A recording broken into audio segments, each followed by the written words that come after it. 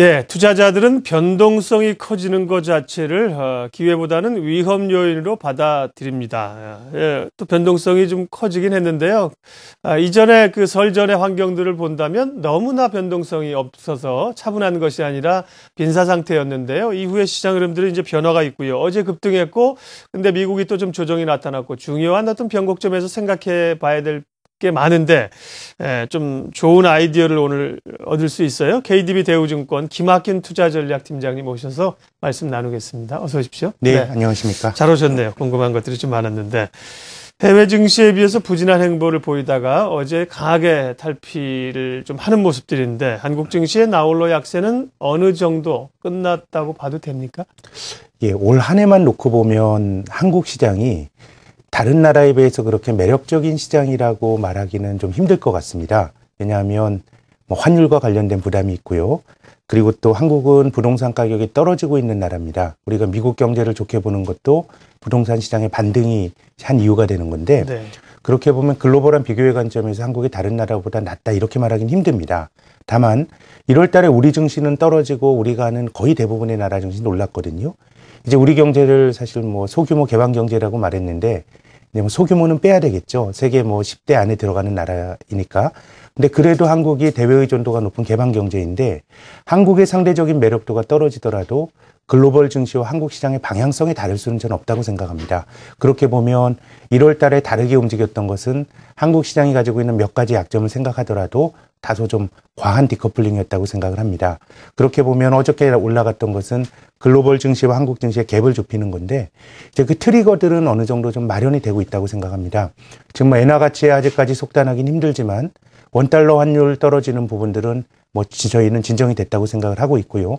부동산 쪽도 한국이 여전히 어렵지만 신정부 출범 이후에 부동산 정책 부양책에 대한 기대는 존재하니까 어떻게 보면 여러 가지로 보면 한국이 가진 핸디캡이 존재하나 그래도 1월보다는 상황이 나아진 것 같고요. 이것을 좁혀나가는 과정들이 나타나는 게 아닌가 생각합니다. 앞으로도 미국이 10% 오를 때 한국이 5% 오르고 상대적으로 수익률 갭은 존재할 수 있겠지만 1월처럼 방향이 다른 흐름은 아닌 것 같고요. 어떻게 보면은 좀 자연스러운 주가의 되돌림이었다고 평가를 하고 싶습니다. 네. 그 한국 증시의 그 나홀로 약세 국면이 이제 좀 해소가 되고 같이 좀 움직이는 국면으로 간다고 보셨는데 다만 미국 증시나 유럽 증시가 그동안 많이 올랐다가 네. 우리랑 이제 격차를 보일 땐 많이 올랐다가 이제 좀 호흡을 맞춰볼까 하니까 또 좀 고점 부담이 있고요. 예, 그렇습니다. 또 간밤에는 미국 증시가 양적 완화 중단 혹은 이제 완화에 대한 그 목소리들이 나오면서 좀 부담을 받았는데 이런 얘기는 앞으로도 계속 나오겠죠. 미국의 통화 정책이 이제 좀 변화할 가능성이 있나요? 어쨌든 이런 얘기가 나오는 거는 어쨌든 경기가 좀 좋아졌다는 것의 반증이긴 한데 예. 지난 글로벌 금융위기 이후에 자산 가격이 오를 수 있었던 것은 경험해보지 못했던 저금리의 덕을 본 측면도 있습니다.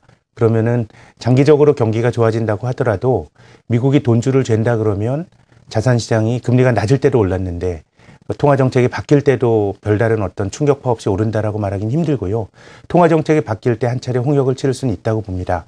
다만 제 생각에는 아직은 미국의 통화정책이 바뀔 때가 아니라고 생각을 하는데요. 미국의 경기와 금리를 놓고 보면 금리가 오를 여지가 있다고 봅니다. 미국 경기가 좋아지고 있으니까요. 근데 미국의 금리를 경기가 아니라 미국 정부의 부채의 함수로 본다 그러면 지금 미국 금리가 올라가면 큰일 납니다. 지금 미국의 재정과 관련된 여러 가지 논의들이 벌어지고 있는데 금리가 올라가서 미국 정부의 이자 부담이 높아지게 되면 미국 재정에 대한 그림은 다시 짜야 되거든요. 그럼 지금 미국 정부가 부채에 대해서 해법을 찾지 못한 상황에서 금리가 올라가면서 중앙은행이 좀 성급하게 출구 전략을 쓸 것이냐라 그러면 저는 미국의 출구 전략과 관련된 논의는 내년이 되어야 좀 본격적으로 논의가 될 것 같고 이미 미국 연준은 여러 차례 그 금융시장에 일종의 가이드라인을 줬습니다. 지금 금리가 너무 낮다는 건 모두가 알고 있거든요. 예. 그러면 이제 채권 시장에 버블이 있는 건 맞지만 미국 연준이 준 가이던스는 실업률은 한 6.5%까지 떨어져야 되고 물가는 한 2.5%까지 올라가야 통화 정책을 바꾸는 걸 고려해 보겠다라고 주장을 이제 했기 때문에 저는 그런 주장을 금융시장도 아직은 그대로 믿으면 되지 않는가라는 생각이고요. 지금 미국의 실업률이 언제 6.5%로 떨어질 거냐 생각을 해보면 지금 미국 일자리가 한 15만 개 정도 지금처럼 늘어난다고 생각하면 한 2년 정도가 이제 걸릴 것 같습니다. 근데 금융시장은 미리 어떤 여러 가지 이벤트에 대해서 선반영하는 측면이 있기 때문에 대략 2년 정도 지나야 미국 경제가 정상화되고 미국 성장률이 높아지게 되면 금리가 높아지더라도 미국 정부 입장에서는 세금 더 걷어서 재정 문제를 해결하면 되는 거니까요. 그런 각도에서 보면 시장이 조금 선반영한다고 하더라도 생각에는 한 내년 정도가 돼야 출구 전략이 본격적인 현안이 될 것 같고요. 네. 지금처럼 금융시장이 흔들린다 그러면 3월에 있을 FOMC에서도 저는 금리 인상에 대한 기대, 출구 전략에 대한 우려를 완화시키는 코멘트가 나올 네. 확률이 굉장히 높다고 생각합니다. KDB 대우증권 김학균 팀장님 함께 하고 있습니다. 양적 완화 혹은 중단에 대한 목소리가 나오지만 이제 일부의 아직은 목소리일 뿐 통화 정책이 빠르게 바뀔 가능성은 크지 않다는 거고요. 지난해는 우리가 사실 그 주요 국가들의 대선 정권 교체 정책 또 뭐 재정 절벽 정책 이야기들을 많이 하지 않았습니까? 정책 리스크 쪽으로. 올해는 이제 봄으로 넘어가면서 결국은 이제 경기에 관한 얘기들을 많이 하고 기대감이 있을 텐데요. 유럽이나 미국은 경기들이 좀 좋아지는 신호들이 나타납니다. 글로벌 경기 회복세가 속도가 좀 붙은 건가요? 일단 속도는 속단하기 어렵습니다만 방향은 바닥을 치고 좋아지는 것 같습니다. 그런데 이제 우리가 모두 느끼는 것처럼 사실 우리 주변에서도 경기가 지금 고점을 치고 떨어지고 있다. 혹은 경기가 바닥을 치고 좋아지고 있다라고 말하면은 그거 마음에 와닿는 분이 별로 없으실 겁니다. 예. 뭐 어떻게 보면 사는 건 늘 경기와 상관없이 좀 안 좋았던 것이고요. 과거에 우리가 과거처럼 체감할 정도로 경기가 좋아지거나 나빠지는 그런 사이클이 나타나기보단 최근에는 경기 흐름 자체가 글로벌 경기 흐름이 밋밋해졌습니다.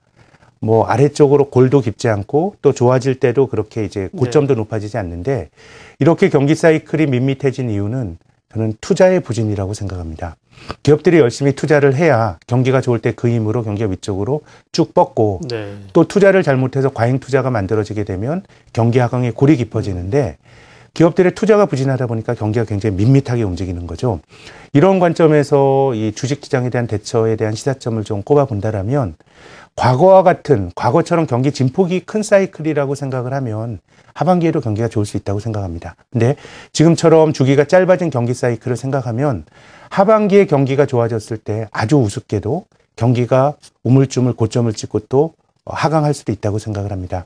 그렇게 보면 올 한 해를 놓고 본다 그러면 경기에 대한 리스크는 오히려 상반기 쪽이 지금처럼 긴가민가 하면서 경기가 바닥에서 좋아질 때가 상대적으로 리스크가 좀 적어 보이고 하반기는 정말 주가도 어느 정도 레벨업이 되고 또 이런 걸 생각하면 경기가 정말 좋아져야 되는데 그래서 저는 뭐 하반기에 주가가 뭐 안 된다 이런 말씀 드리고 싶은 건 아니고요.